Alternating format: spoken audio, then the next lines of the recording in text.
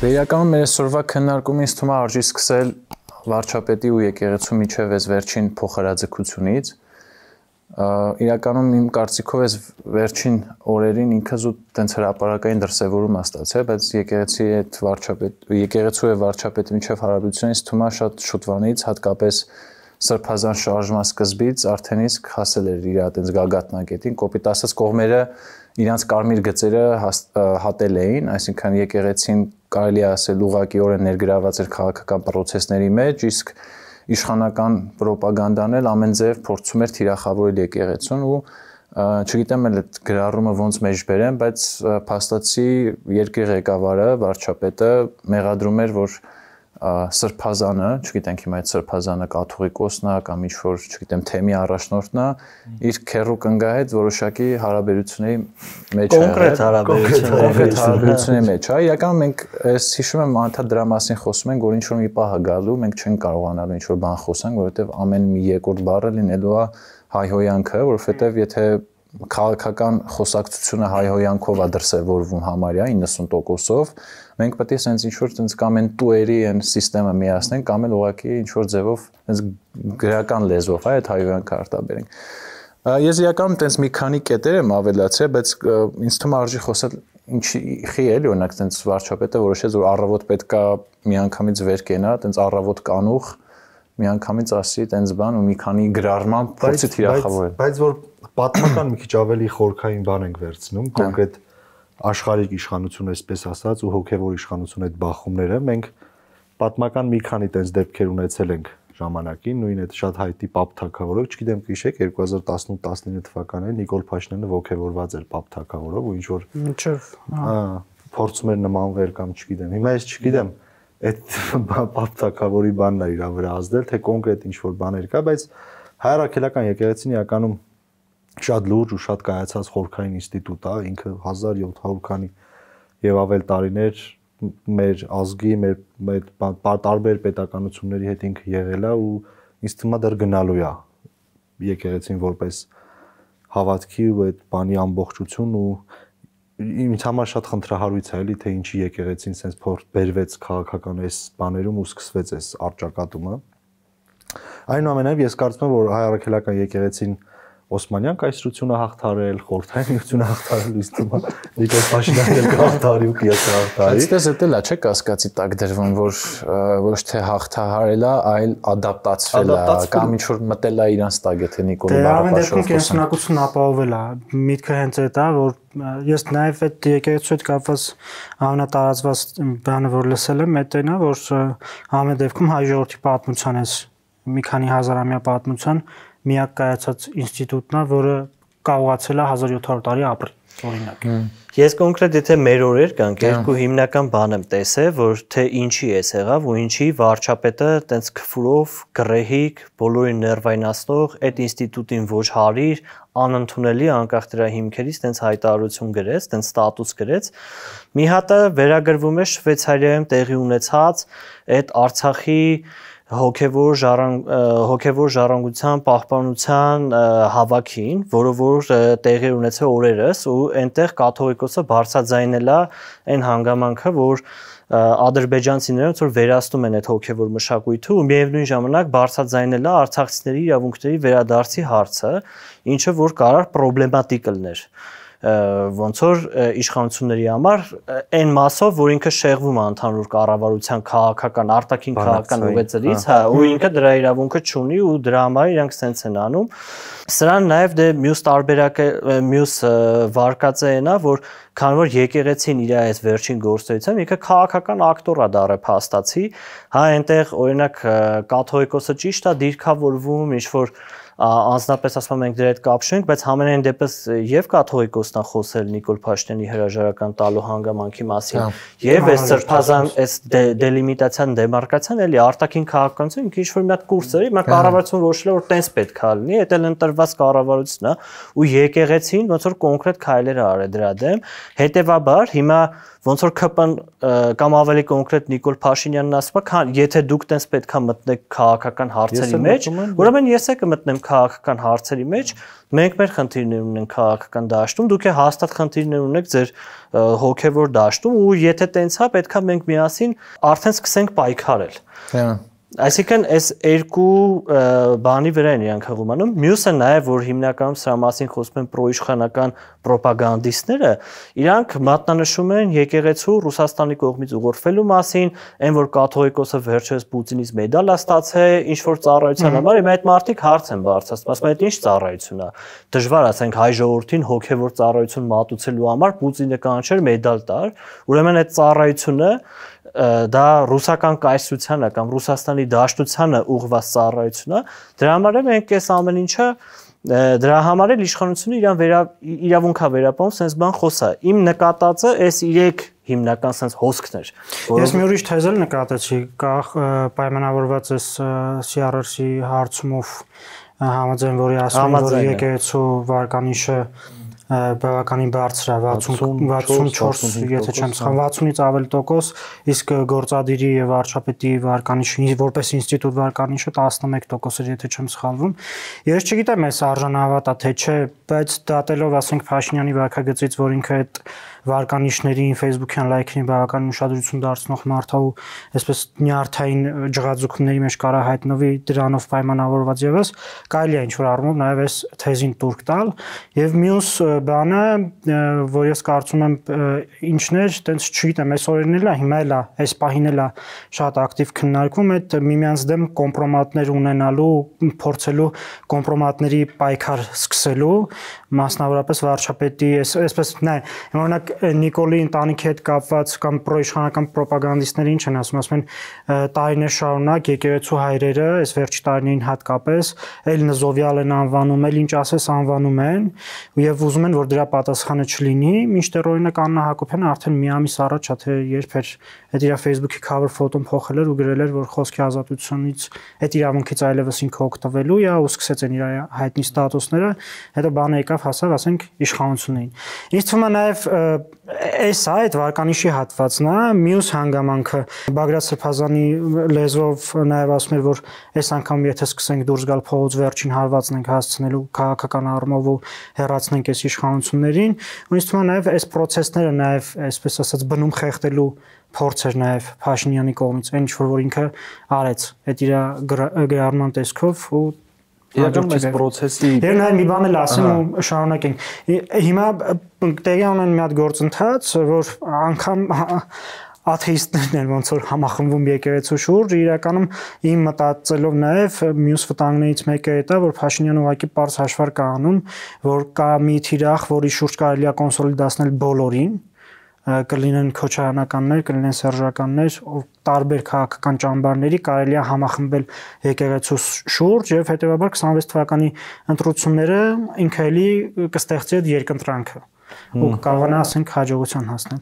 Էլ չհաշված նաև որ Հայաստանում բացի հայ առաքելական եկեղեցուց գրանցված են մի շարք այլ կրոնական կազմակերպություններ տարբեր տվյալների համաձայն մոտ 300,000 անդամ ներգրավում են, ասենք կլինեն Եհովայի վկարները, ավետարանականներ, կյանքի խոսքի անդամներ եւ այլն, ու սա մեծ ընտրազանգված է։ Ինձ թվում է նաև կարա դրա վրա ուղղակի թիրախավորում անի։ Ուղղակի այս process-ների ինձ համար ամենա տենց վտանգավոր չասեմ, բայց տենց խնդրահարույց բա հենց այդ կոմպրոմատների բանն է, որովհետև իշխանությունները ԱԱԾ-ն այսպես ասած ենթարկվում է իշխանություններին ու իրանք շատ ուժեղ են այդ հարցում, էլի, այսինքն բոլորս հիմա խոցելի են ըստ էության, որովհետև կարող նույն այդ Facebook-յան, չգիտեմ, Messenger-ներ, Instagram-ներ, վիդեոներ տարբեր, չգիտեմ, ամեն ինչ կարա վերաբան լինի ու դա օգտագործվի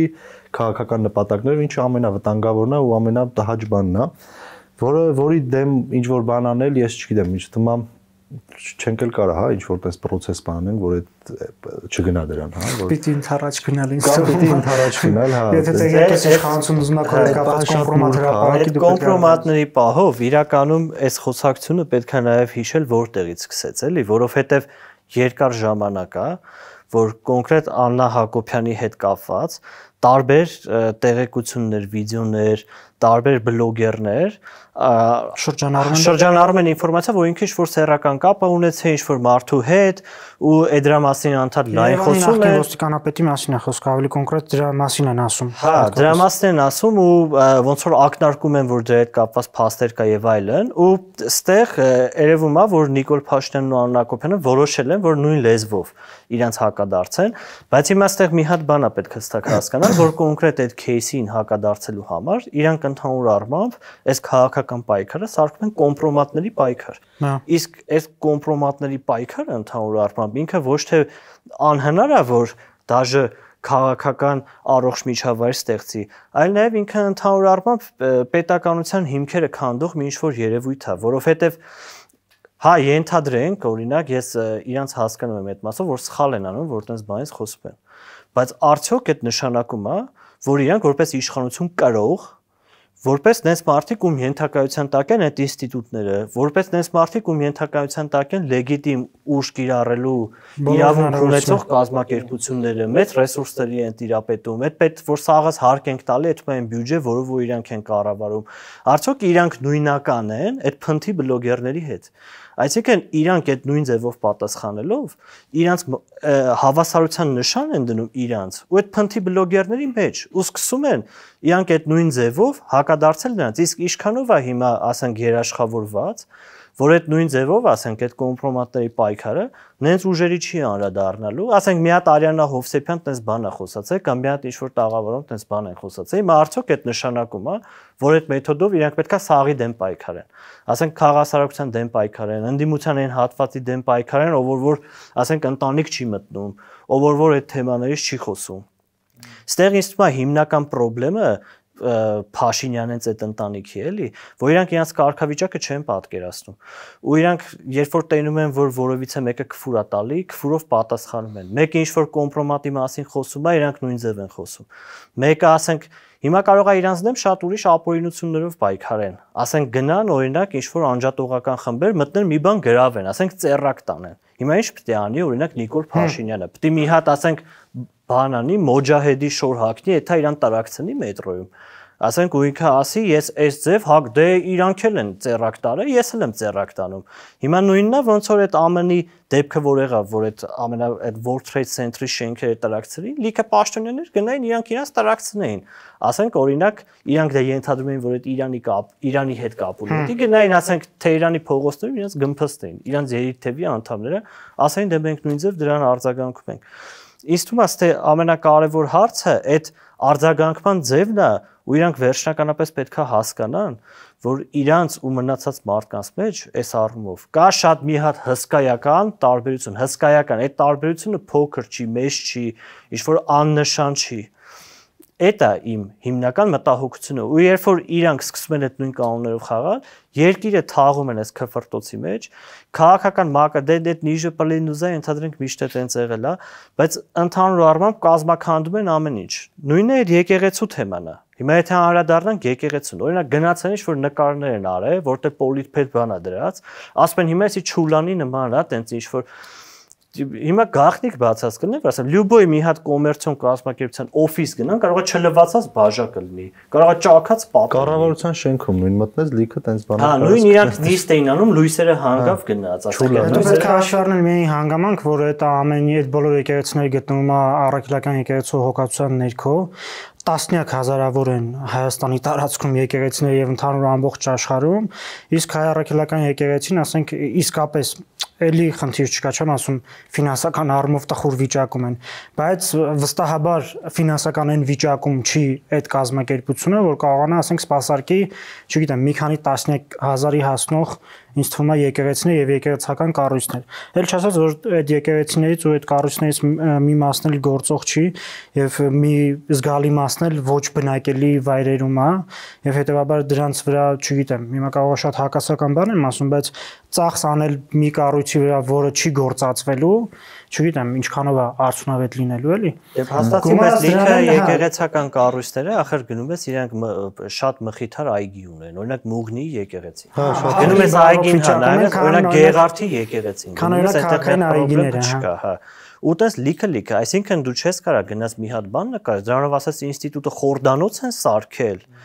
ասենք այդ առհասարակ հստակ երևում է, որ զուտ կազմակերպված ինչ որ արշավյա մի հատ թեմա էր պետք, մի հատ բան էր պետք, որ այդ նկարային պոստային, որ դա ցույց տային ուղակի, ու տենց իրանք սկսեցին ու գնալով ավելի գռեխկացան։ Հիմա այս համել ուզում եմ անդրադառնամ այդ իր քերակնոջ հետ քննող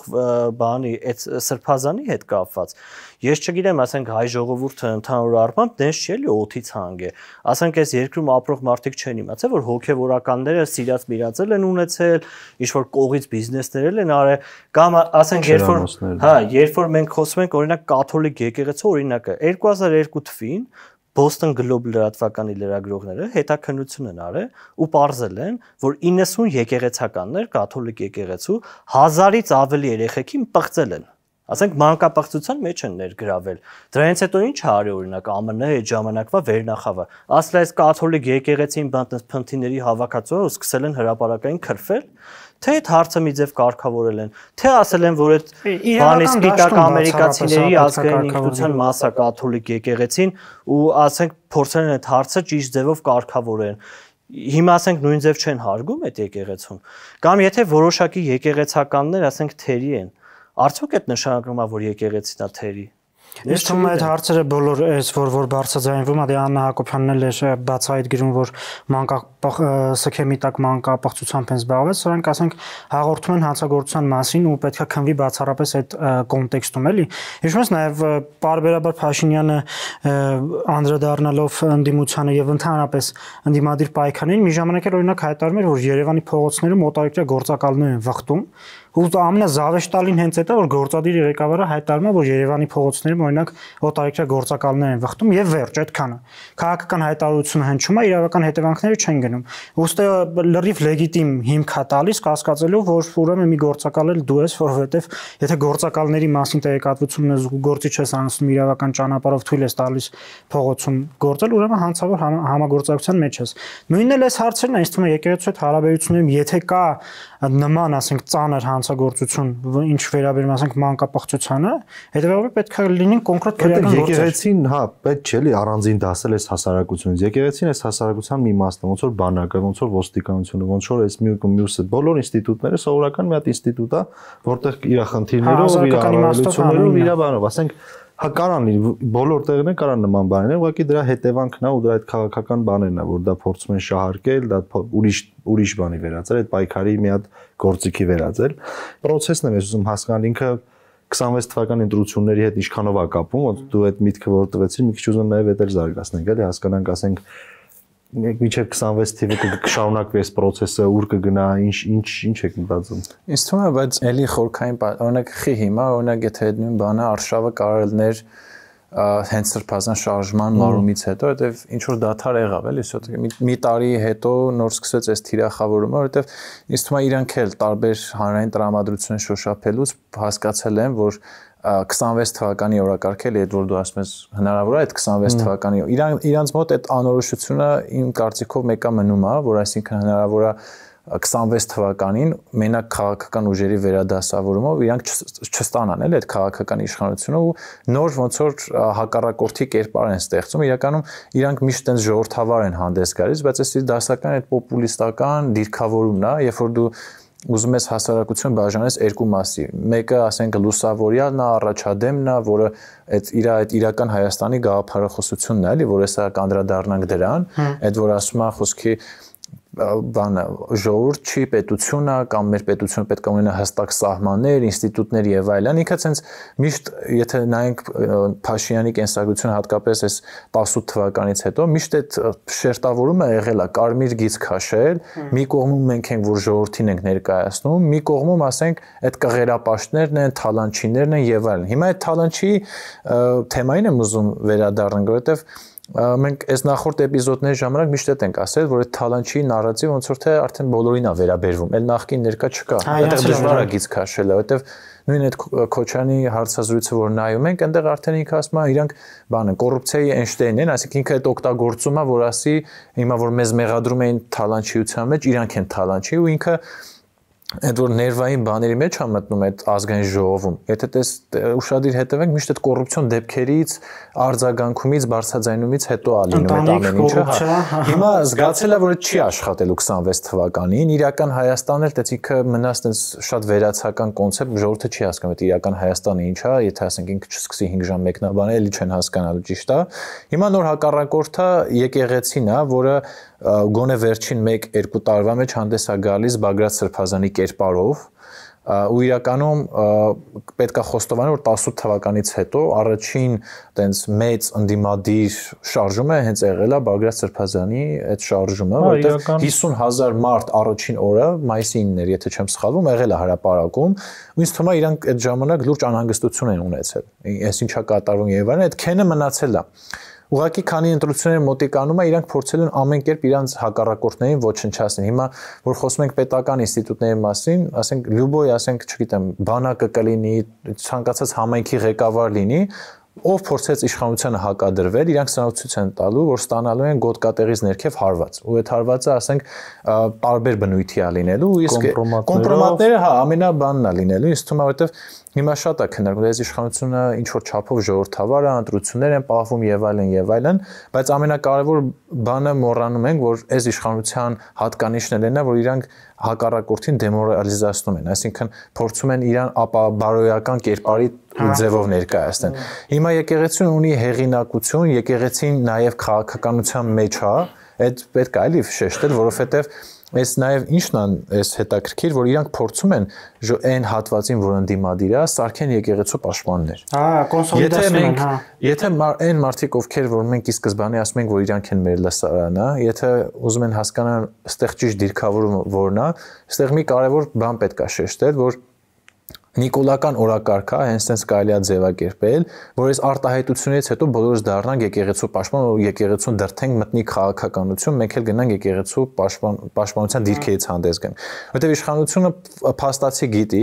եթե ասենք կաթողիկոսի մակարդակով, ամենաբարձրագույն մակարդակով եկեղեցի մտավ քաղաքականության մեջ, ինքը ջախջախելու է հաստատ։ Որտեւ ես համոզված եմ, ասենք, եթե եկեղեցին ել ավելի ուղղակիորեն ներգրավեց քաղաքական process-ների մեջ, Նիկոլ Փաշինյանը հաստատ օրակարգային իմաստով իր քաղաքական փորձառությամբ ունեցած ռեսուրսներով մենք հասկանում ենք արդեն ԱԱԾ-ն այս իշխանության տակ է, ասենք, փաստացի ցանկացած մեկի վրով կարան ինչ-որ սլիվ գցեն ու վсё, թեման փակվի։ Այս իմաստով իր նպատակը ինձ թվում է այդ նոր հակառակորդ սարքել, այդ հակառակորդին ուժեղացնել։ Այս միտումն է, որը կապված է իհարկե եկեղեցու վերջին տարվա գործունեության հետ։ Հա, ես լրիվ համաձայն եմ ու իրանք այդ Նաև ես մտածում եմ, որ ձևակերպելու են հենց այնպես որպես առաջադիմության ու խավարամտության պայքար, այն որ իրանք մենք այս 20 տարիա պետություն չենք ունեցել, հիմա գտել ենք, այդ պետությունը ուզում ենք պահենք, բայց բանով եկեղեցին ու իրանց կղերականները, հա, կղերականները, խավարամիտները իրանց հետ տենց մեր ժողովրդին անընդհատ հետ են քաշում, անընդհատ չեն թողում այդ անեն, ու հայ շատ սխալ տակտիկա կլինի, որ բոլորը հիմա գնան ֆիզիկապես քաղաքական ուժերի մասն խոսքը կանգնել իրենց կողմը ու դառնան այդ դաշտի մաս, որովհետև եթե իր քաղաքական քարոզչության կենսագրությունը նայում ենք, դեմից եղել է թալանչիներ, ոչ թալանչիներ, հետո եղել է նախկին ներկա, հետո եղել է Ղարաբաղցիներ, Ղարաբաղյան կլան, ոչ Ղարաբաղյան կլան, խաղաղություն versus պատերազմ, հիմա անդիմությունները էլ Արցախը հետ բերելուց չի խոսում, այդ չի աշխատում, նախկին ներկան իրանց թիմի անդամները, քանի որ այնքան են արդեն կոռուպցիոն դրվագներով աշկինգ է, ենթադրյալ կոռուպցիոն դրվագներով աշկինգ է, որ արդեն էդ էլ չի աշխատում, հիմա պետք է ինչ-որ մի հատ նոր օջախ, դե եկեղեցիները իրանց դեմ դուրս եկել, հրաժարական բան, Բագրատ Սրբազան եւ այլն, ուրեմն հարմար տարբերակա, որ մենք միանգամից են սաղին փաթեթով եկեղեցու հետ սկսենք իրանց դեմ պայքարել։ Ես մի բան եմ ուզում ստեղ ավելել, որպեսզի այտենց մեր բանը, օրինակ իմ դիրքորոշումը հստակ է, այն ինչ որ Բագրատ Սրբազանը անցած տարի հայտարարել է, իմ այտենց բոլոր պատկերացումներին դեմ ա եղել գրեթե։ Դե քախը բանը ինչ վերացական բան է։ Օրինակ ասես տարուշով բանը, ոսկեպարով գնում ենք Արցախ, դա ասենք այս ժողովուրդը չի ընկալում, այդ չի հասկանում ինչ գնով, ինչ ռեսուրսով, ինչ քաղաքականությամբ, կամ դեմարկացիա, դելիմիտացիա, դա ձախողվել է, ժողովրդավարությունը դրիվ գցվել է պոլին, որտեվ էս էլ է կարևոր շատ է խոսվել սրա մասին, այն ոճով, որ իշխանությունը գործում է այդ ոճով իրան պատասխանելու ու մյուս հակառակն էլ ընդդիմության ոճով, երբ որ իշխանությունն է հակադարձում, դրանից ոչ մեկ չի շահելու, բայց հենց կոնկրետ ընդդիմադիր պայքարի տեսանկյունից, երբ որ մարդիկ օրինակ ինչ որ տարբեր բանաձևեր են ուզում մտածեն, թե ոնց կարելի է այս իշխանությանը հեռացնել, այդ հաստատ չի լինելու եկեղեցու իմաստով, օրինակ Բագրատ Սրբազանի կերպարով։ Հա դե բարի եւ չարու պայքարը, այդ վերացական պայքարը կամ այս ստատուսը որ եղավ, գնաց Սաթիկ Սեյրանյանի մոտ ասենք բան արես, չէ, հարցազրույց տվեց, ինչ էր խոսում։ Օրինակ մի ժամ այդ հարցազրույցը նայես, ուզում ես հասկանաս, լավ, այդ մարդը ասենք ինչ մի հատ քաղաքական օրակարգ է ասում, ինչ մի հատ քաղաք, ոչի բան, իրանք վատն են, մենք լավն են, մենք հոգևորն ենք, իրանք հոգևորը չեն, կեղծիքի, այս նաև գալիս է ինձ թվում է հաստատելու են պետություն եկեղեցի փոխհարաբերությունների դերը, որ ասենք շատ առաջադեմ երկրներում էլ հասկացել են ինչ որ բայց սկսած որ այդ տարանջատումը պետքա լինի պետությունն ու եկեղեցին իրանց հարաբերությունները հակարգավորում են օրենքներով, բայց իրանք իրանից անկախ եւ անջատ ինստիտուտներ են։ Ու այս համատեքստում ես ուզում եմ կարդամ նաեւ Փաշինյանի այն մի հայտարարությունը եկեղեցու հետ կապված, երբ որ ասում է Հայաստանի Հանրապետությունը պետք է վճռորոշ ձայն ունենա ամենայն հայոց կաթողիկոսի ընտրության հարցում, կաթողիկոսի թեկնածուները պետք է անցնեն բարեվարկության ստուգում, այս հարցը մեկընդմիշտ պետք է լուծել։ Այս ինձ թվում է բան է, շատ եթե կողքը իր ասենք, չգիտեմ, սահմանադրական իրավունքից հասկացող մարդ լիներ, հաստատ կասեր մի արա այս գրառումը, միջազգայնագետ, որտեղ կոնվենցիաներ կա, մի շարք կոնվենցիաներ կան, որ սահմանում են այդ պետություն եկեղեցի հարաբերությունների տարբերությունը։ Ես ինչ եմ էսի մեջ բերում ու ուզում եմ կարդամ սահմանադրության այդ հատվածը, ես կարևոր է, որովհետև սահմանադրության առաջի գլուխը վերնագրված է սահմանադրական կարգի հիմունքները, այսինքն այս գլխի տակ գտնվող բոլոր հոդվածները մեկնաբանվում են որպես սահմանադրական կարգի հիմունքներ, ու այդտեղ բանն է հոդված 17-ը սահմանադրության պետությունը եւ կրոնական կազմակերպությունները սահմանում է հարաբերությունները ոնց է լինում, օրինակ Հայաստանի Հանրապետությունում երաշխավորում է կրոնական կազմակերպությունների գործունեության ազատությունը, կրոնական կազմակերպությունները անջատ են պետությունից։ Ընդ որում ես կարող եմ հեռուստադիտողներն էլ մեզ դիտողներն էլ չգիտեն, պետք է իմանանք, որ օրինակ Հայ առաքելական եկեղեցին եւս գրանցված է որպես կրոնական կազմակերպություն ու ունի իր նախագահը հանդիսանում է հենց կաթողիկոսը իր բանի ավազանի, քաղաքացիական անունով է հենց նորմալ գրանցված եւ Հայ առաքելական եկեղեցու մասում ընդ որում առանձին գրված է նաեւ առանձին հոդվածով 18-րդ հոդվածն է Հայաստանի Հանրապետություն ճանաչում է Հայաստանի առաքելական եկեղեցու որպես ազգային եկեղեցու բացառիկ առաքելությունը հայ ժողովրդի հոգևոր կյանքում ազգային մշակույթի զարգացման ինքնության պահպանման գործում Հայաստանի Հանրապետության եւ առաքելական եկեղեցու հարաբերությունները կարող են կարգավորվել օրենքով այս դրա մասին ես ինչ եմ ասում որովհետեւ տարբեր իրավապաշտպանների իրավաբանների կողմից արձագանքներ լսեցի նաեւ այն մասով որ եթե Փաշինյանը փորձ անում մտնել պետության եկեղեցու ասենք ներքին խոհանոց ներքին իրավակարգավորումների դաշտ որոշել թե ոնց պետք է այնտեղ ընտրել կաթողիկոս բարեվարկությունը ոնց պետք է լինի այս արդեն տանում է նրան որ սա նախապատրաստություն է սահմանադրական կարգի տապալման երբեք ես օրինակ չէի մտածի որ կարելի է սահմանադրության այդ հոդվածը այդպես մեկնաբանել էլի բայց հիմա սահմանադրությունը չեն փոխում կարող է միանգամից այդ բանը այդ բացառիկ կարգավիճակը սղծեն դրա տակ ասեն դե այն ընտրությունների նման մարդիկ կեթան քվյարկեն ասեն կաթողիկոս ով պիտի լինի թե մի առաջնորդ ով պիտի կա ինչ-որ կա վոտաներ մենք ժողովրդավարին հայտարարությունը շատ իրավապաշտպանները եթե մենք իրավապաշտպան չենք բան չենք այդքան տեղյակ չենք բայց մեզ նայողների համար հստակ ասենք որ իրավապաշտպան ով կա որ այդ իրավունքի մասնագետ է իրանք ասում են որ այդ միջազգային օրենք է որ առհասարակ իրավունք չունեն խառնվեն մանավանդ այդ կառավարման հարցերին բանին տենց բան գոյություն չունի էլ այստեղ հետաքրքիր է իհարկե այս թեմայից խոսենք ուղղակի որ Ռուբոն հղում արեց այդ նույն օրինակ իրական Հայաստանի կոնցեպտի շրջանակներում ինչը եթե հենց Նիկոլ Փաշինյանին ձեռնբագրվել հայ առաքելական Սուրբ եկեղեցին որպես ազգային արժեք է նաև ներկայացվում հիմա ինքը խի է այս կոնտեքստում ներկայացնում որովհետև այդ իր կերպարը միշտ փորձել է չէ օրինակ եթե հիշում եք Նիկոլ Փաշինյանը միշտ այդ սաղմոսներ էր կարդում եւ այլն ու այդ Անվուն կներես այս հայհոյանքից առաջ ինքը նաև ցիտել էր Աստվածաշունչից նոր կտականից այն հատվածը որտեղ Քրիստոսը մտնում է տաճարում տեսնում է առևտուրին անում սեղաններն շուռ տալիս եւ այլն ու ընդամենը 1 ժամ հետո ինքը սկսում է կոպիտ ասած մտնել եկեղեցու մեջ էլի մտնել ինքը դե քիչ չի իրական Քրիստոսի հետ համեմատել էլի այդ իր հանրային հաղորդակցության իմաստով Նիկոլ Փաշինյանը ինքը տարբերվող է բոլոր ղեկավարներից նախքին ոչ մեկ ես չեմ հիշում սաղմոսա կարդացի ինչ որ Աստվածաշնչյան ես հիշում եմ Սերժ Սարգսյանը կարդացել է բայց տենց հայտնի չի եղել օրինակ Նիկոլ Փաշինյանը ինչ որ տենց ամեն անգամ ինչ որ ամեն առիթով էդ էլ է կարևոր որովհետև այդ օրինակ ինձ թվում է այդ էլ հայ առաքելական եկեղեցու համար նու գոնե ոչ թե անընդունելի, բայց այդքան էլ տենց հասկացվող չի եղել, որ օրինակ միշտ վարչապետը տենց հանդես է գալիս, որ ինքը իրականում շատ տենց զտարյուն քրիստոնյա է եւ այլն, բայց եկեղեցին ունի sense բարքեր եւ այլն, բայց այս բարքերին անդրադառնալով նաեւ իմ մոտ էի նշել, որ իրականում այն ինչ որ խոսվում է, նեշ էլի, կարա նաև ճշմարտացի լինի, այսինքն այն խոցելի վարվելակերպերի մասին, որ վարչապետը խոսում է, ասում է, այսպես չեն համապատասխանում, ինչ որ շատ խեղաթյուրված արժեքներ կան եկեղեցում եւ այլն, բայց ասենք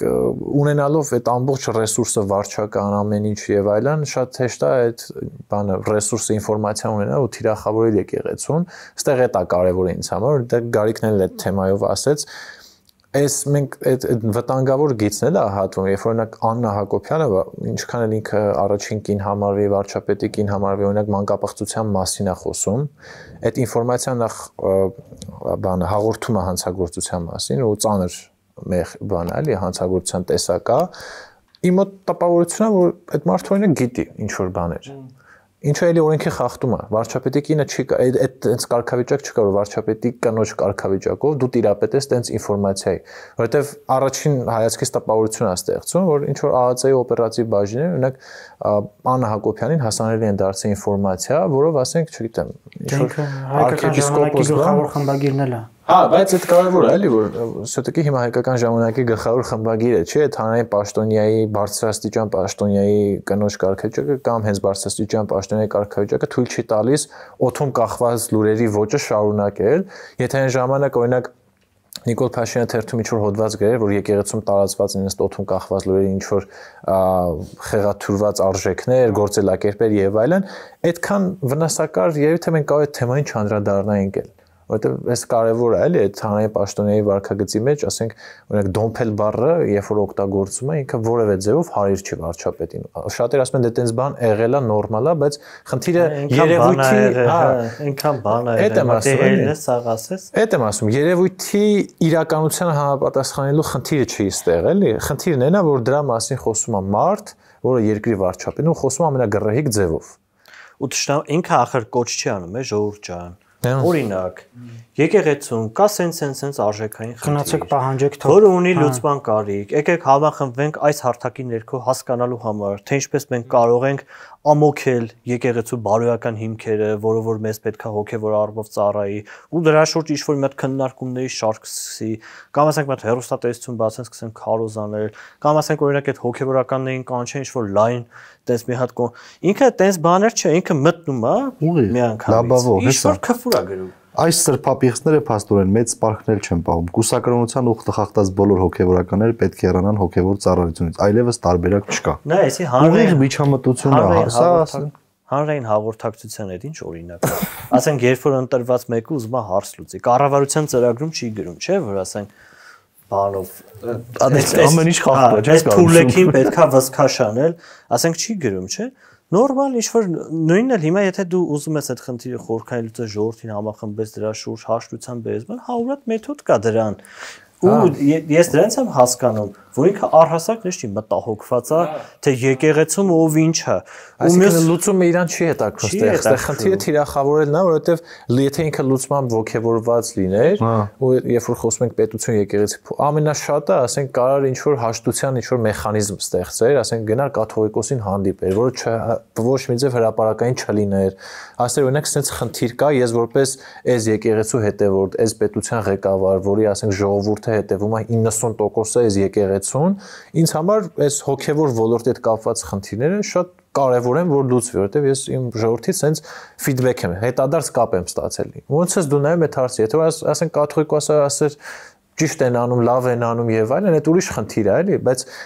խնդիրը քո մոտեցումն է, դու ոնց ես այդ խնդրին վերաբերում, թե չէ խնդրի արկայությունը հələ որ ոչ մեկը չի մերժ։ Օրինակ նույն սրբազանները, որ խոսացել են, ինչ ասում Միքայել Աջապյանն, ասում է, իրանք կարան ասում մի ամիս առանց կնոջ ապրեն, այսինքն այդ մարդը փաստացի ասում է, որ տենց բան կա, բայց մենք էլ դրան ավելացնում ենք, որ տենց բան եթե կա, տենց չի ասում։ Դե ասում եմ, եթե կարան իրանք առանց ինքը ուզում է ցույց տա, թե ինչքան դժվար է կուսակրոն ապրելը։ Հա, այդ եմ ասում։ Եթե դժվար է կուսակրոն ապրելը, ասենք arczepiskoposi կամ եկեղեցու ոնց են ասում բարձրաստիճան, հոգևորականների համար մասնագետը դու ես, էլի եկեղեցու գծակ։ բարձրաստիճան հոգևորականների համար այդ խնդիրը ամեն դեպս լուծումը այն չի, էլի, որ ասենք բռնես ասես, այս բոլոր հոգևորականները մանկապիղծ են, այս նաև կարևորը ընդհանրացում է, էլի։ Հա, չէ, այդ սեփապիղծները գերընդհանրացում, այսինքն երբ որ ասենք եկեղեցու 10 բարձրաստիճան հոգևորականից 3-ը, օրինակ, ասենք թող մանկապղծությամբ զբաղ, այդ չի նշանակում բոլորը այդպես են։ Նախ դու դրա մասին արդեն պետք է հաղորդում տաս դիքը ԱԱԾ եւ այլն, որովհետեւ քրեորեն պատժելի արարքա դա։ Ուրիշ բան, ասենք ինքը իր կուսակրոնության այդ ուխտը խախտածին այդ ուրիշ բան, չէ՞, ներքին եկեղեցական հարց է։ Բայց եթե մանկապղծության մեջ է մեղադրվում, այդ քրեորեն պատժելի արարքա դու որպես վարչապետ գնալ քո անձը։ Կողմից եթե իրանք տենց ուխտադրուժ մարդկանց կոնգլոմերատ են համարում եկեղեցին, տենց սրբապիղծ բան, թող իրանք մի բան իմանան, որ այդ ամեն ինչով հանդերձ իրանք ավելի շատ հեղինակություն ունեն, քան ինքը։ Հա, փաստորեն։ Շատ է։ Այսինքն եթե հիմա պլյուս մյուս կողմից ուզում են ասեն հիմա պետական պաշտոնյաների մեջ դες պեդոֆիլներ չկա կամ ասենք ինչ-որ հատուկ սեքսուալ ցանկություններ ունեցող իրենց ասածն է, ասում է, եթե դու դավանում ես այս արժեքները, բայց քո վարքը այլ է, ուրեմն դու անկեղծ ու ազնիվ չես։ Այսինքն դա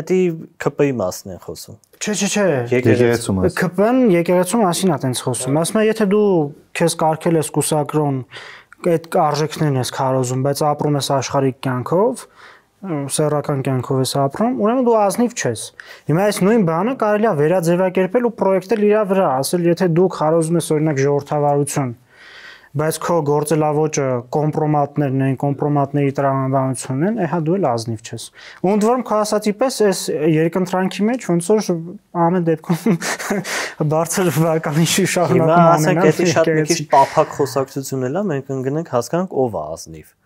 Այսինքն այդ եկեղեցու սպասավորը ով ինչ կրոնական նորմեր խախտում մախտում է, թե ասենք խոսքի բան է։ Հիմա օրինակ ժողովրդի ինչ պիտի անի, համեմատի ով ավելի ամբարտավան նրա հետևից չգնա։ Անկամ երբ որ ինքը հայտարարում է մենք պետք է օրինակ կաթողիկոսի ընտրության հարցում ձայն ունենանք, դա նույնն է որ դու հայտարարես որ Հայաստանի ցանկացած այլ կազմակերպության նախագահի, տնօրենի, չգիտեմ, ղեկավարի ընտրության հարցում Հայաստանի Հանրապետություն պետք է իր ձայնը ունենա։ Չի կարա տենց բան լինի, ասենք։ Որովհետև ոնց որ էլի եմ ասում, ոնց որ հասարակական կազմակերպություններն են գրանցված որպես հասարակական կազմակերպություններ, նույն ձևի կրոնական կազմակերպություն ունեն իրենց հաշիվը, ունեն իրենց հաշվամարը, հաշվապահն ունեն, կնիկ ունեն անգամ սովորական ասենք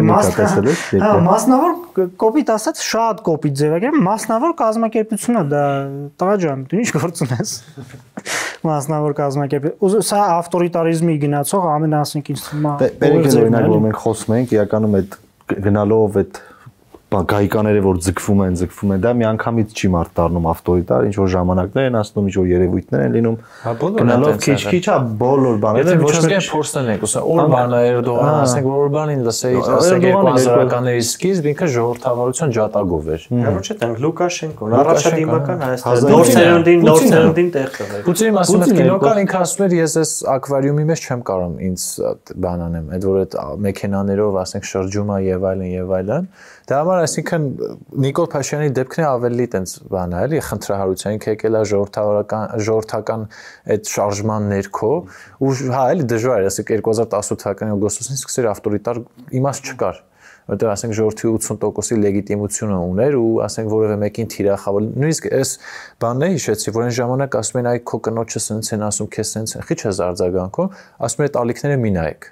Այն ժամանակ իր մոտեցումը այդ էր, որովհետև այդ ռեսուրսը կար։ Որտեղ մարդիկ այն վաղ պետք էր որ ինքը լիներ հարիվ, այն վաղ ինքը պետք էր որ լիներ թույլ, իսկ հիմա ժողովուրդը ոնց որ իրական ծոցիցել է։ Հա, իսկ հիմա այդ բանը ինքը հասկացել է որ կարելի է մեկ էլ մյուս սցենարը խաղարկել, ես լավ է ուժեղ տղա եմ, եթե ես քֆուր անեք, իմ կնգան քֆուր անեք, ես էլ եմ քֆուր անելու ու որևէ բարոյական ստանդարտ ինձ համար չի գործելու ու հիշեցի նաև որ մի քանի ամիս առաջ նաև շողակաթ հերոստանգերության հարցներ քննարկվում, էլի շատ կոպիտ դիրքավորում էր, կոշտ դիրքավորում էր, որ բան պետքա դուք սենց անեք, նենց անեք, ինչ որ ստանդարտների համապատասխան ենք, ձեզ вообще փող տալիս եւ այլն, սենց լիքը հարցեր կա, ես տեսա որ իշխանական տարբեր падգամավորներ այդ են գրում, ով ակով որ եկեղեցին ֆինանսական դաշտ կա, հարկային դաշտ կա եւ այլն, այս տարբեր ձևերով մի խոսքով դրսևորում, թե կարան եթերազրկվի եկեղեցին, թե կարա ասենք ֆինանսական հոսքերի հետ կապված ինչ որ խնդիրներ լինեն։ Բայց հարկային արտոնություններ ունեն։ Հարկ չեն տալի, ես գիտեմ։ Ոնց է ես դրան հստակ չեմ տիրապետում, բայց մի բան եմ հասկանում, որ ինչքան փորձ են իրաց ճնշեն, այնքան հակառակ էֆեկտն է տալու։ Մարդիկ այնքան ավելի շատ են սկսելու կարեկցանքի զգացում ունենալ նույն հոգևորականների նկատմամբ, նույն այդ ինստիտուտի նկատմամբ, որտեղ տենալու են, որ մի հատ պետություն իր բյուրոկրատական ապարատով ուժային ընկելասանց հետևից։ Ասենք, էդի հակառակ Իսկ այս հատվածը նաև եթե ես օրինակ որ փորձեմ ամփոփեմ իշխանության դիրքերից հասկանանք ինչա կատարվում, ինձ թվում է Փաշինյանը անձամբ լրացնում է նաև ինչ որ իմաստով sense վարկածել եմ լսել Դոգի Վարդան Ղուկասյանի բացն լրացնում դաշտում ինչ չէ նաև այդ հատվածն է ինքը իր վրա վերցնում արդեն այս իր ռետորաբանությամբ ու հայոյախոսությամբ ու ինձ թվում է 2026 թվականի ընտրությունները այո գերազանցապես լինելու են կոմպրոմատների մասին ավելի շատ կոմպրոմատների մասին կարծում եմ որ արժի որ մեծ դիտողներն էլ իմանան ու հանրության լայն շերտերն էլ իմանան ու պատրաստ լինեն որովհետև այդ դաշտում որևէ մեկը պաշտպանված չի էլի որովհետև չգիտեմ անգամ ինչ որ մեկի համար իր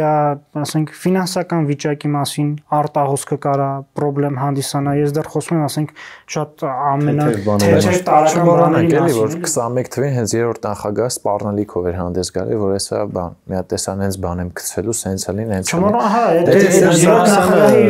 այդ կոմպրոմատային պատերազմը նաև ընդդիմությանն է բնորոշ, իրանք նախկինում եղել են իշխանություն, որոշ ընդդիմության հատված ու այս պատերազմում իրանք երկու կողմն է շահացել, ես չեմ կարծում որ որևէ մեկը տուժելու է, որովհետև ասես կոմպրոմատներով իրար պահելու են։ Այնի ասրա ես կգցեմ, այն ասրա ես կգցեմ, մարդիկ կասեն արա սրանք են ուրեմն, ասենք մարդկանց մի հատված դառնալու է նախկին նախագահների պաշտպան, մի հատվածը դառնալու է եկեղեցու պաշտպան, ԿՊՆ ունենալու է իր ընտրազանգվածը։ Բայց քանի որ իրանք իշխանություն են, իրանք ինձ թվում է այս առումով ավելի թարմ է էլի իրաց կոմպրոմատը ավելի պաշտպանված են այդ առումով իսկ եկեղեցու մասով ինձ թվում է եկեղեցին ինչպես որ օրինակ նախորդ տարիների ընթացքում թեև ուղիղ օրինակ վեհապարի տեսքով չի ներգրավել այս process-ներում ինձ թվում է եւս պետք է այդպես շարունակել ու խելացի կլինի որ եկեղեցին հենց ասենք վեհապարի տեսքով չներգրավի այդ process-ներում այդ էլ թե ինչի չներգրավի որովհետեւ հավանական բոլոր հետևանքները քննարկեցինք Բացի ներգրավելը չարժի որ չարժի որովհետև ոչ եկեղեցին պետքա խառնվի ինձ թվում է քաղաքական հարցերում ոչ էլ պետությունը պետքա խառնվի եկեղեցու հարցերում կեթանք մեր մոմը կվառեն ոբշե Ինձ թվում է կարանք այս թեման փակենք որովհետև ես sense որ նայում եմ ասենք ինչ որ ենթակետեր էի գրել բայց ասենք սաղնել ինձ թվում է տենց տարբեր տեսանկյունից հարցին նայել Ասենք նոր քվուր քյաֆարի ավելի տեսնենք ոնց կզարգանա Իրական այս վերջին օրերին մյուս բանը որ տենց շատ ոչ թե քննարկվել այլ տենց բաներ էլի առանցքային իրադարձությունները դա այդ Դավիթ Սանասարյանի դատական գործներ ու դրա հանգուցալուծումը ես կուզեմ այս դեպքի մասին խոսենք որովհետև գոնե Facebook-ում հետևելիս տեսա որ տես տարբեր արձագանքներ կան տարբեր մեկնաբանություններ կան օրինակ այդ գործը ինչի հայտ եկավ ինչու հենց իրան եթե ուրիշ ոչ մեկին ու ով է մեղավոր դրա համար ու երկու հիմնական տեսակետ եմ նկատել մեկը այդ մեր էլի արևմտամետ սիրած արևմտամետ թևն է որ ասում է մեր էլի հատկապես որ նշում էր որ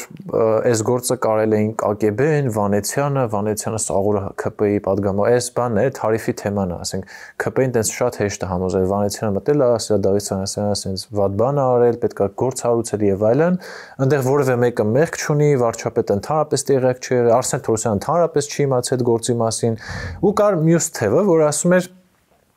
18 թվականին 19 թվականին Սանասարյան Դավիթի վարկանիշը բարձր է եղել ու այս ամեն ինչը չէր կարող հանդուրժվել հատկապես այդ իր աճող վարկանիշը որովհետև եթե հիշում ենք ինքը տարբեր գործերի մասին նույնիսկ հրապարակային տեղեկատվություն էր հաղորդում դեռևս գործը նախաքննության մեջ լինելով ու եթե հիշենք էլի 18 թվականին ԱԱՑ-ի, ՊՎՑ-ի այդ նման մարմինների վարկանիշը ավելանում էր որովհետև տարբեր օպերացիաներ էին մարդիկ ոգևորվում էին ասում էին այդ ասես օլիգարխներին կբռնեն մանվելին բռնեցին ասես մարդկանց մոտ ոգևորվածություն կար հետ են բերում Թալանը հետ բերելու օպերացիայի այդ բաններ նախերգանքներ ու դրանով է պայմանավորված որ իրավարկանիշը բարձր նաև հեղափոխական իրադարձություններում այդ իր վճռորոշ դերը Դավիթ Սանասարյանի դերը իրականում շատ լուրջ էր 2018 թվականի դեպքերի մասով որովհետև ես ոնց որ հենց տեղում որ շփվում էինք ու այդ process-ները ընթանում էին իրականում Դավիթ Սանասարյանը հա կարծեմ դու ես չէ Ռուբեն բան որ հեղափոխության ըստեյության երկրորդ դեմքն է, այսպես։ Իրական Դավիթ Սանասարյանը օբյեկտիվորեն այդպես եղել է։ Շատ առանցքային բայերի շատ կարևոր դերակատարություն ունեցել 2018 թվականի դեպքերի մասով ու միևնույն ժամանակ նաև ինքը ամբողջությամբ չմտավ այդ թևի մեջ ԿՊ-ի այդ չանցավ էլի այդ բանի տակով, ասես մի քիչ առանձին էր դիրքավորվել, իսկ թվում է հենց դա էլ բաներ էլի վճռեց իր ճակատագիրը հետագայի մասով ու եկամ շատ ուրախ եմ, որ քրեական գործը ասես դրական բան գնաց, արդարացվեց։ Հիմա չգիտեմ ու ասում են նաև որ 6.5 տարի քաշքշեց, բայց Թորոսյան Արսենի ցուցմունքի հիմա դատում։ Դե հիմա ասում են մարդը ողջունում է, տեղյակ չի եղել ինքը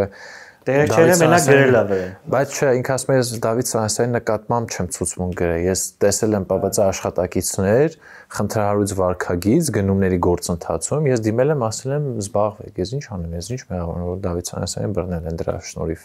արդյունքում։ Այդ գործընթացներում իրական շատ կարևոր հանգամանքներ էլ կար, ես շատ լավ հիշում եմ 2019 թվականին էր դա, եթե չեմ սխալվում։ Կարծես թե մարտ-ապրիլ ամիսներին էր, որ այդ քրեական գործը հարուցվում էր։ Ինչ կարևոր հանգամանք կար, որովհետև այդ օրերին մեկը մյուսի հետևից այսպես իշխանական падգամավորները, քաղաքացիական պայմանագիր կուսակցության այսպես բարձրաստիճան պաշտոնյաներ, այդ թվում նաև քաղաքական պայքարի շատ ընկերներ, ինձ թվում է ես դա տեսա, որ ուղղակի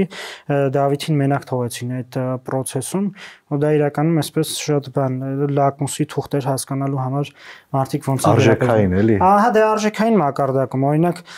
կարող էին ասել հա դե թող քննությունը ընթանա, բայց մենք չենք հավատում, բայց նույնիսկ շատ մարդիկ լռեցին էլ, շատ մարդիկ էլ անգամ բառացի ասում էին, որ էլի ինչ որ առումով այսպես փոխկապակցված էր իրենց աշխատանքը հակակոռուպցիոն այսպես բլոկի աշխատանքի հետ, ասում էին, որ դա պետական վերահսկողական ծառայությունը մի այնպիսի մարմին է, որտեղ մեծ փողեր են միլիոնավոր այո դոլարներ են նրա ձեռքի տակով անցնում եւ չեք իմանա ինքը իրեն ոնց կպահի։ Չգիտեմ, այս հետաքրքիր է նաեւ այդ քո ասած արժեքային դաշտում քննարկելը, որովհետեւ իշխանությունը փաստորեն լավագույնս ցույց է տալիս, թե մարդիկ ինչ արժեքներ են դավանում ու ոմանք ոնց են շատ արագ հարմարվում իշխանական աթոռներին։ Իսկ թվում է այստեղ նաև այդ բանն է, չէ՞, օրինակ որ ասում են հեղափոխությունը երբ պարտվեց, երբ այդ արժեքներից նահանջեց, դա դրսևորվեց։ Կներես ոնց հատվում, շատ կարևոր բան հիշեցի։ Երկու շատ այսպես կարևոր իրադարձություն ա եղել, որին Փաշինյանը շատ կտրուկ ու միանգամից արձագանքել է։ Դա մեկ հայտնի աղբի գործն էր Նարեկ Մալյանի հետ եւ ձեր հետ կապված։ Ասենք բարդիկ իմանան բանով էլի, ես ու Գարիկը, նաեւ մեր մնացած 4 ընկերները այդ գործով զբաղվում էին։ Փաշինյանը այդ օրը առավոտյան կոնկրետ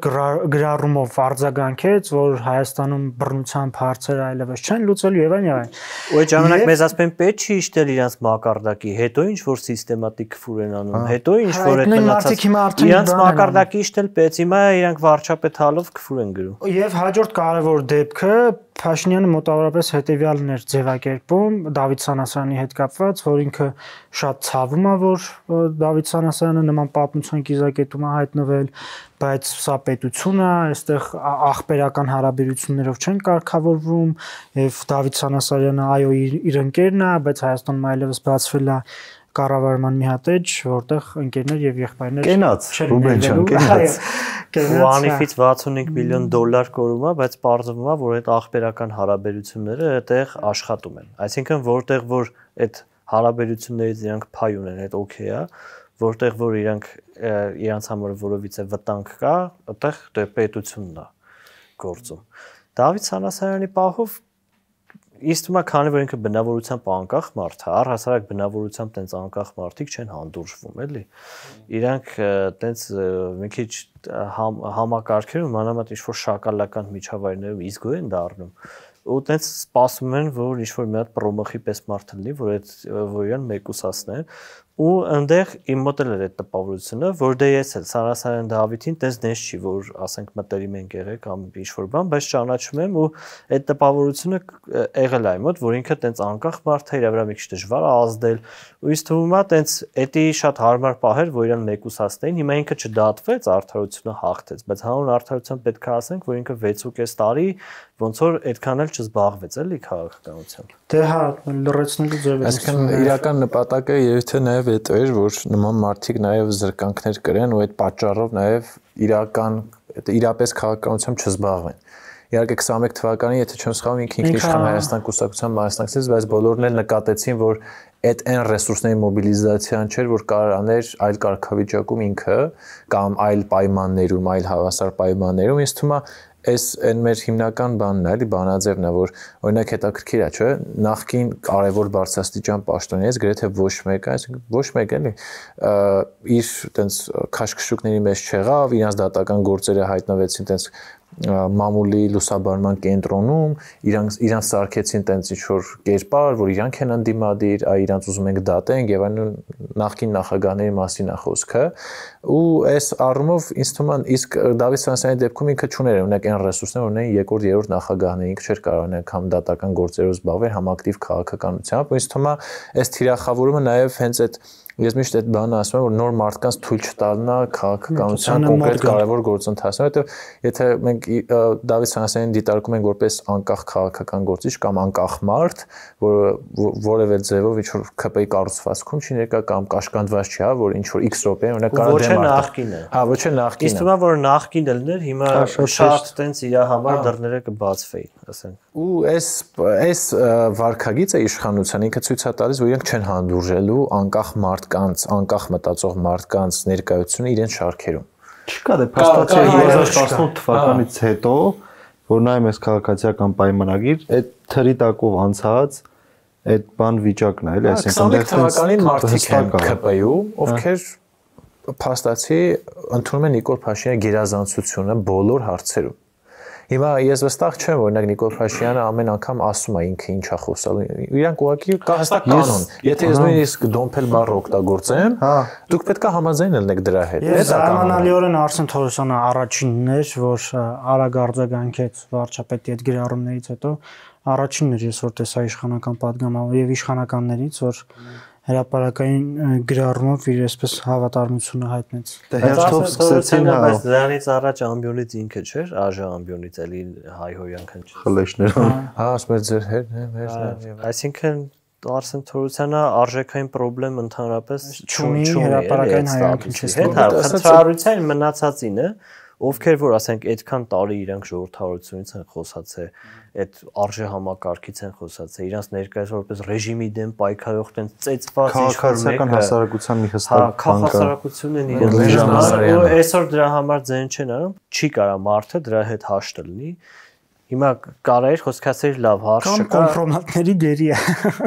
Մյուս վարկածն է։ Գերի է կարա եթալ չզբաղվի դրանով, ասենք պարտադիր չի հելնի սկսի դառնաբան Վիլյամ Վոլեսը ընկնի հետևներից։ Որոշ մարդիկ կարել են տենց, ասենք 21 թվականից առաջ ասել են մենք չենք ուզում այս բանաձևով, այսինքն ընտրություն եղել է, էլի նեշի տենց։ Հա, ինչ-որ կամ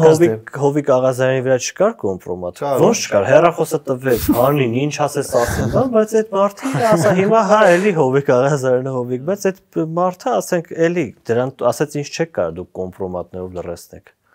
Իրան կոպիտ ասած մի քիչ տղավարի պահեց էլ։ Ընդառաջ գնաց։ Մի խոսքով լայն պատկերում նպատակը այդ է եղել, հնարավորինս այնպես գխատել այն մարդկանց ներկայությունը, ովքեր ինչ-որ ձևով անկախ են մտածում կամ կարան հետագայում ինչ-որ հեռանկարում ազդեն ինչ-որ քաղաքական process-ների վրա, ու ինձ թվում է ստացվել է իրենց մոտ, եթե sense նայում ենք 6 տարի հետո եթե գնահատենք, ամենադեպս 21 թվականի ընտրություններից հետո քաղաքական դաշտը նույնն է մնացել։ Նիկոլ Փաշինյան, նախկին նախագահներ 26 թվականից հետո էր այս թվում նույնը մնալու։ Դեռ Եթե այդ 26 թվականի հետ կապված մի հատ հետաքրքիր բան կա, խեն ոչ թե մենակ ԿՊ-ն վախեցած, այլ նաև նախկինները, որովհետև հիմա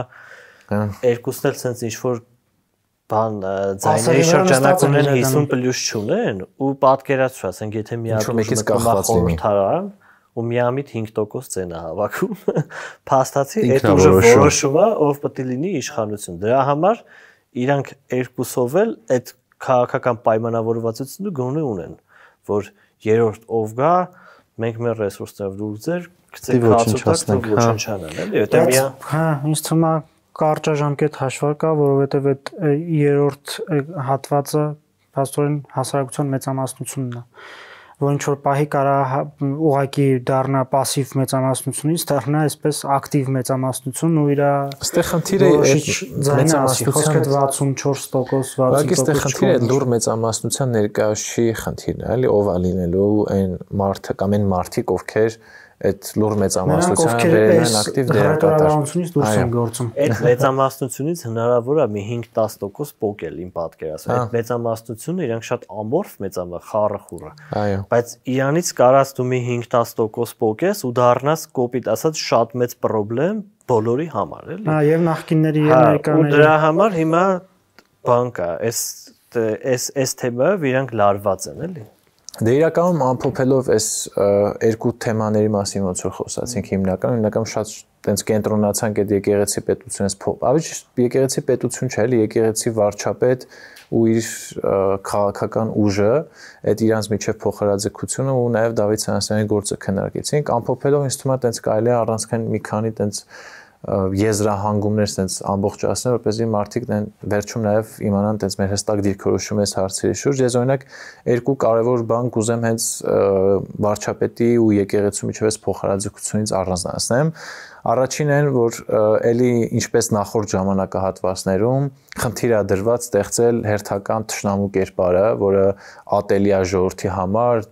դեմ է գնում իր բարքերին, խեղաթյուրված արժեքներին ու դա եկեղեցին է, որովհետև եկեղեցին հայտ է ներկայացրել կամ գոնե ուղղակիորեն ներգրավել է քաղաքական process-ներում ու դա ինչով է վտանգավոր, որ նաև ներքաղաքական գործընթացում հստակ օգտագործում է ինչ-որ սլիվների բանը, մեթոդը։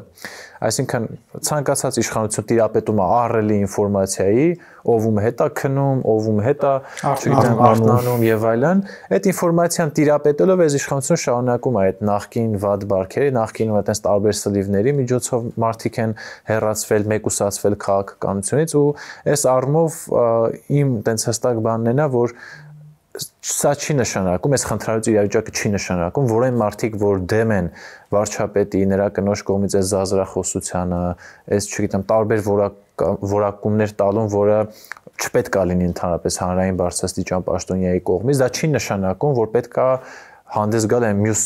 բարիկադի կողմից, այսինքն եկեղեցու պաշտպանության դիրքերից հանդես գալ, որ եկեղեցին պետք է ավելի գնա քաղաքական դաշտ, ավելի պետք է սկսի թիրախավորի իշխանության ու նրա ընտանիքին հատկապես, որովհետև այդ գծերը նաև երկկողմանի արդեն հատվել է, որովհետև հենց սա կոչվում է իշխանության օրակարգ։ Իրանք այս թիրախավորման արշավը որ սկսեն, իրենց նպատակը ոչ միայն եկեղեցին արժե զրկելն է, որպես պետական ազգային կարևոր ինստիտուտ, այլ նաև փորձել եկեղեցուն ել ավելի ներգրավել քաղաքական process-ի մեջ։ Եթե օրինակ հիշում եք Քոչարյանն էլ դες մի հատ լավ բան ունի, ասում է ես քաղաքականությամբ չէի զբաղվում, բայց որ սկսեցին ինձանով զբաղվել, ես եմ մտա քաղաքականություն։ Ես ալերի վարտացոլում է թե ինչ անում Նիկոլ Փաշինյանը եկեղեցու հետ։ Ես այս երկու բանը կուզեի առանձնացնեմ, եթե կան այլ բաներ, որ կարելի է այս շեշտադրումները առանձնացնել։ Չէ, թե շատ կարճ ասենք, որ մի ինստիտուտում կա խնդիր չի նշանակում, որ այդ ինստիտուտը պետքա վերացնել կամ այդ ինստիտուտի դեմ տենց արշավակ սկսել, բոլոր տեղերն են խնդիրներ կան։ Եթե քաղաքական մակարդակում խնդիրներ կա, քո դիմացինը իրան շատ լկտի ապահովում, դու իշխանություն կրող ես, հետևաբար դու պատասխանատու ես ոչ միայն քո համար, քո ընտանիքի համար, այլ նաև բոլորի, ներառյալ քեզ քրֆողի համար ու քո վարքագիծը պետքա ուրիշ լինի։ Իմ հիմնական ընդգծումները վերջ համար էս է, որ ես շատ ուզում եմ ասել, իսկ ինչ վերաբերում է եկեղեցու թեմային, վստահաբար ես դրան հետ լրիվ համաձայն եմ, այդ խավարամտության դեմ պայքարի իրանց տենց բաննա գծելու իրանց թշնամի է պետք, եթե չլինի այդ թշնամին չեն ընտրվելու, իդեմ էս եկեղեցու ստեղծում են այդ թշնամին։ Ես մի արձանագրում էլ կա, որ կուզեմ անեմ ու դրանով երևի թե եզրափակենք, հետևյալի մասին է, թե իշխանությունը, թե ընդդիմությունը ամենատարբեր մեթոդներով փորձում է հասարակությանը ներքաշի այս հայհոյախոսությունների տրամաբանության մեջ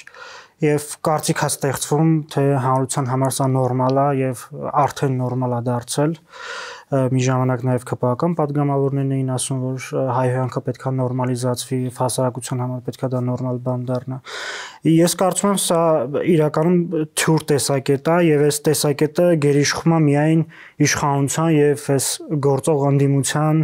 այսպես մեդիաներում բացառապես եւ ամենևին էլ չի արտահայտում